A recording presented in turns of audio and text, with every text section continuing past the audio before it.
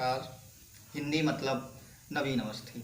जैसा कि आप सभी को मालूम है कि इस समय लॉकडाउन के चलते कक्षाएं तो लग नहीं पा रही हैं। इस कारण से आप सभी लोग बोर ना हो, मैंने ऑनलाइन क्लासेस शुरू करने का प्रस्ताव स्वीकार कर लिया है और मैं आज से ऑनलाइन क्लास शुरू करने वाला हूं। सभी लोग घर में रहें, सुरक्षित रहें और घर में रह के ही पढ़ाई करें। ये बहुत ही अच्छा समय है जब आप पढ़ाई कर सकते हैं। अगर देखिए आपको आगे चल के आम वगैरह खाना है तो आप घर में आराम से बने रहें, नहीं तो आम वगैरह खाने को नहीं मिलेगा। तो आज हम शुरू करते हैं अपना पहला दिन और पहला चैप्टर, अलंकार। अलंकार क्या होता है, किसे कहते हैं, इन सब चीज़ों के बारे में चलिए हम पढ़ने चलते हैं। अलंकार, चलिए देखते हैं अलंकार क्या होता है। तो काव्य की शोभा बढ़ाने वाले शब्दों को हम लोग अलंकार कहते हैं। शोभा का मतलब होता है सुंदरता, जो काव्य की सुंदरता को बढ़ा दे वही अलंकार होता है। जिस प्रकार से स्त्री बिना आभूषणों के अर्थात बिना गहनों के सुंदर नहीं दिखती, उसी प्रकार से काव्य बिना अलंकारों के सुंदर नहीं लगते हैं। अब अलंकार के यदि शाब्दिक अर्थ की बात की जाए तो अलंकार का शाब्दिक अर्थ होता है सजावट, श्रृंगार, आभूषण आदि। कवियों के अनुसार बताया गया कि अलंकरोति इति अलंकारः, अर्थात जो सजावट को उत्पन्न कर देते हैं वही अलंकार होते हैं। अब देखिए एक इम्पॉर्टेंट क्वेश्चन है कि अलंकार के प्रणेता कौन है, जल्दी से मिलता नहीं है, तो हम आपको बता दें कि अलंकार के प्रणेता भामा मुनि हैं।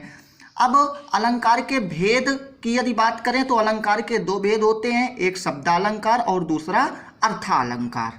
शब्दालंकार जहाँ पर शब्दों के माध्यम से काव्य की सुषमा या सुंदरता बढ़ाई जाती है उसे शब्दालंकार कहते हैं, और जहाँ अर्थ के माध्यम से सुंदरता बढ़ाई जाती है उसे अर्थालंकार कहते हैं। इसके अतिरिक्त एक और अलंकार आता है उभया अलंकार, जहाँ शब्द और अर्थ दोनों के माध्यम से विशेषता बताई जाए उसे हम उभया अलंकार कहते हैं, याद रखिएगा। लेकिन अगर कोई हमसे पूछे कि अलंकार कितने प्रकार के होते हैं तो अलंकार दो प्रकार के होते हैं। अब चलिए बात करते हैं हम शब्दालंकार की।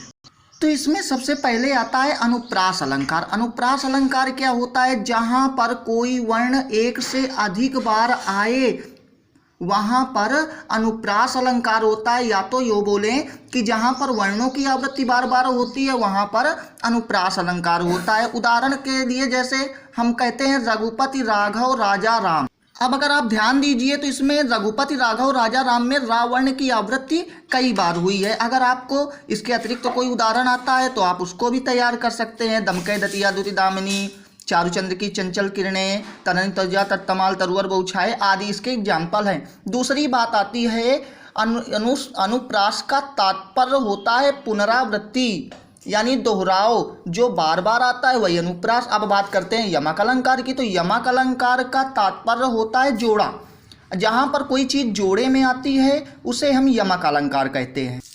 तो यमक अलंकार में जहाँ पर कोई शब्द एक से अधिक बार आए परंतु उनके अर्थ अलग अलग हो वहाँ पर यमक अलंकार होता है। अब जैसे उदाहरण की बात की जाए तो काली घटा का घमंड घटा, यहाँ पे अगर आप ध्यान दीजिएगा तो घटा शब्द दो बार आए हैं। एक घटा का मतलब हो जाएगा बादल और दूसरे घटा का मतलब कम होना। इस कारण से यहाँ कौन सा अलंकार है, यमक अलंकार है। इसके अतिरिक्त भी आपके पास कई सारे उदाहरण होंगे, जैसे कनक कनक ते सौगुनी, उधव जोग जोग हम नाही, वो तीन बेर खाती है, वो तीन बेर खाती है, और आपका कई सारे ऐसे उदाहरण हैं, आप उसको तैयार कर सकते हैं। अब बात आती है श्लेष अलंकार की। श्लेष का मतलब होता है चिपकना। श्लेष का तात्पर्य होता है चिपकना, जहां पर कोई शब्द एक बार आए परंतु उनके अर्थ अलग अलग हो वहां पर श्लेष अलंकार होता है। अब ध्यान दीजिएगा यमक और श्लेष में अंतर क्या होता है। वहां पर कोई शब्द एक से अधिक बार आता है और अर्थ अलग अलग होते हैं, लेकिन यहाँ पर शब्द एक ही बार आता है परंतु उनके अर्थ अलग अलग होते हैं। उदाहरण जैसे सुबरन का खोजत फिरत कवि व्यभिचारी चोर। अगर बात करें तो यहाँ पे सुबरन के तीन अर्थ लिए गए हैं, कवि से, व्यभिचारी से और चोर से। कवि के लिए सुंदर वर्णन, सु माने सुंदर, बरन माने वर्णन, व्यभिचारी के लिए सुंदर स्त्री, सुवर्ण सुंदर बनावट वाली कौन स्त्री, और चोर के लिए सोना, सोना का तात्पर्य स्वर्ण का होता है। अब यहाँ पे फिर बात आती है अर्थालंकार। अब अर्थालंकार क्या होता है? अर्थालंकार को जानने के लिए पहले हम दो चीज़ें जानते हैं, उपमेय और उपमान। उपमेय क्या होता है? जिसकी तुलना की जाए, और उपमान क्या होता है? जिससे तुलना की जाए। अगर और आसान शब्दों में समझना है तो हम उपमेय बराबर एक वस्तु और उपमान बराबर दूसरी वस्तु मान करके परिभाषा को याद कर सकते हैं। तो अब बात करते हैं उपमा अलंकार की।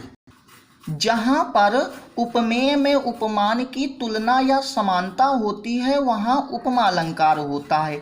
और या तो आसान शब्दों में और बोलें कि जहाँ पर एक वस्तु में दूसरी वस्तु की तुलना या समानता की जाती है वहाँ पर उपमा अलंकार होता है। उदाहरण की बात करें तो पीपर पात सरिस मन डोला, यहाँ पर देखिए पीपर पात उपमेय हो जाएगा और मन जो होगा वो उपमान हो जाएगा।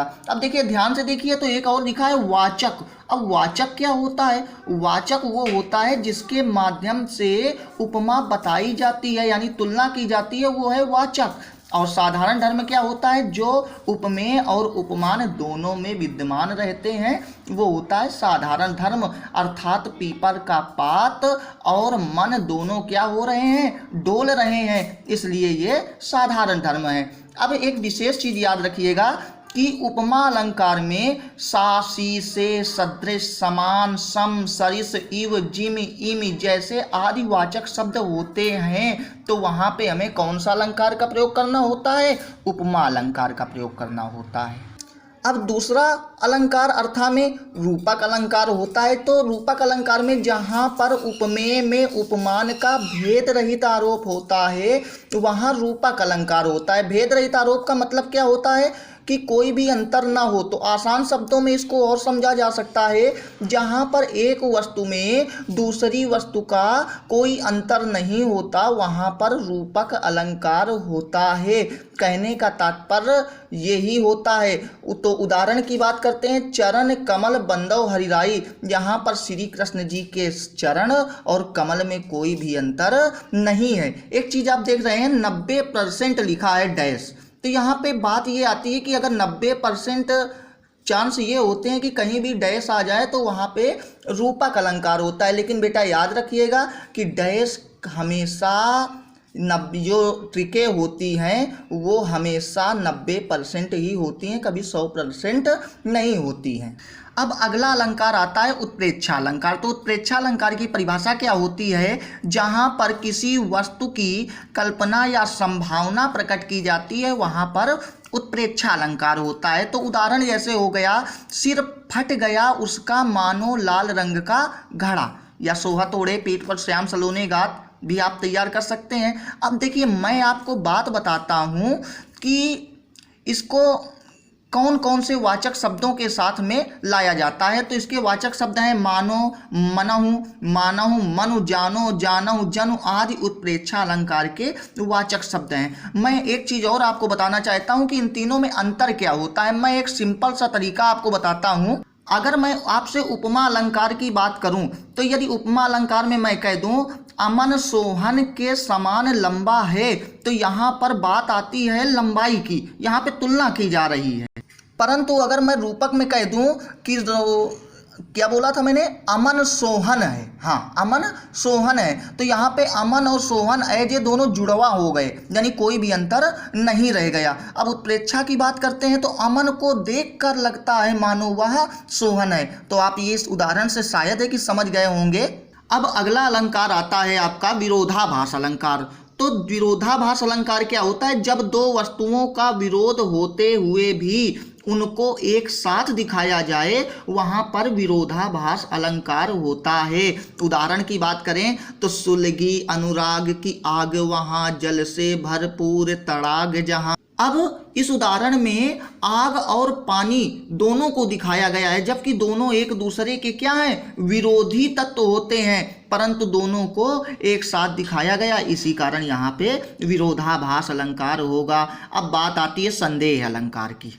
संदेह और भ्रांतिमान दोनों अलंकारों में अक्सर समस्या का सामना करना पड़ता है। तो आज मैं आपको बहुत ही आसान शब्दों में समझाऊंगा कि जहां पर किसी वस्तु को लेकर संशय बना रहे, संदेह बना रहे और निश्चय कर पाना असंभव हो, वहाँ संदेह अलंकार होता है। जैसे हम फेल होंगे कि पास होंगे, फेल होंगे कि पास होंगे, निश्चय नहीं हो पाता है, इस कारण यहाँ पे संदेह अलंकार है। अगर हम इसका उदाहरण देखें तो सारी बीच नारी है कि नारी बीच सारी है, कि सारी ही की नारी है कि नारी ही की सारी है। अब इस उदाहरण में अगर आप ध्यान से देखिए तो साड़ी और नारी, नारी का तात्पर्य स्त्री, निश्चित अंतर नहीं हो पा रहा है कि कौन है, इसी कारण से यहाँ पे संदेह अलंकार है। अब दूसरा आता है आपका अगला भ्रांतिमान अलंकार। अब देखिए संदेह और भ्रांतिमान को बहुत कायदे से समझिएगा। जहाँ पर प्रस्तुत में अप्रस्तुत का आभास हो जाए वही भ्रांतिमान होता है। अगर बात की जाए और आसान शब्दों में तो समता के कारण यानी समानता के कारण किसी वस्तु में अन्य वस्तु का भ्रम हो जाता है, वहाँ भ्रांतिमान अलंकार होता है। जैसे मैंने आपको ऊपर उदाहरण देके समझाया था कि हम फेल होंगे कि पास होंगे, लेकिन यहाँ पे अगर आप मान लीजिए पास हो गए लेकिन फिर भी आपको ये हो जाए कि आप फेल हो गए, या आप फेल हो गए हैं, या आपको भ्रम हो जाए कि आप पास हो गए हैं, तो ये होता है भ्रांतिमान। फिर आपसे चाहे कोई जितना समझाए कि नहीं आप पास हो गए हैं, तो अपने आप को आप फेल मानेंगे, या फेल हो गए हैं तो अपने आप को पास मानेंगे। तो ऐसे ही उदाहरण देखिए, जान श्याम घन श्याम को नाच उठे वन मोर। अब देखिए उदाहरण में देखते हैं, श्याम माने श्री कृष्ण जी, तो श्री कृष्ण जी के सांवले रंग को देखकर जंगल के जो मोर हैं वो उनको बादल समझ जाते हैं और नाचने लगते हैं, क्योंकि मोर हमेशा बादलों को आते देख करके ही नाचता है। तो अब देखिए इस उदाहरण में एक अलंकार और हो जाएगा जो होगा यमक अलंकार, लेकिन यहाँ पे भ्रांतिमान अलंकार हम बता रहे हैं तो यहाँ पे भ्रांतिमान अलंकार होगा। तो अब देखिए भ्रांतिमान के लिए एक दोहा है, आप उस दोहे को भी तैयार कर सकते हैं कि जब दिखती है एक में दूजे की छवि मीत, भ्रांतिमान कहते उसे कवि जन गाते गीत। तो शायद है आज इतने अलंकार आपको समझ में आ गए होंगे। अब मैं कल इसी के आगे आपको फिर अलंकार बताऊंगा।